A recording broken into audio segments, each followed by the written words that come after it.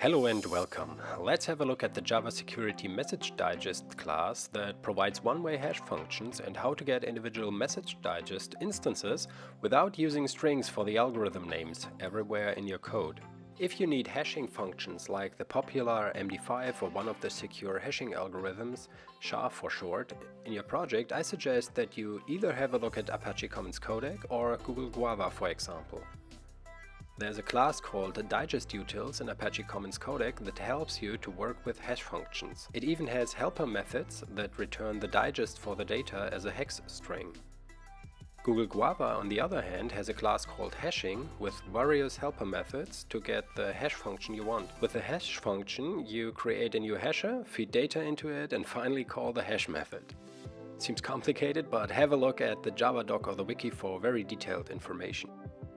If you want to work with the standard Java API without any other libraries, you can use the Java Security MessageDigest class. When creating an instance of the MessageDigest class, it's important to know that the algorithm names are defined in the Java cryptography architecture standard algorithm name documentation.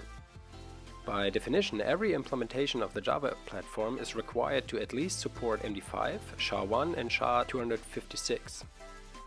If you want to find out which algorithms are supported by your current installation, you can use the following code.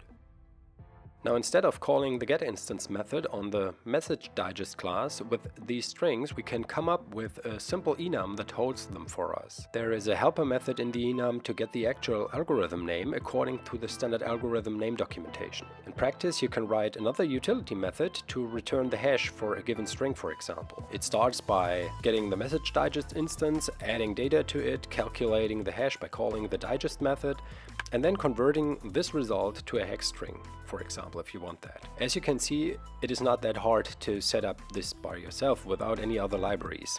It is a good exercise to understand what is going on. For production, I would recommend using an existing established library that has been reviewed, like Apache Commons Codec or Google Guava instead.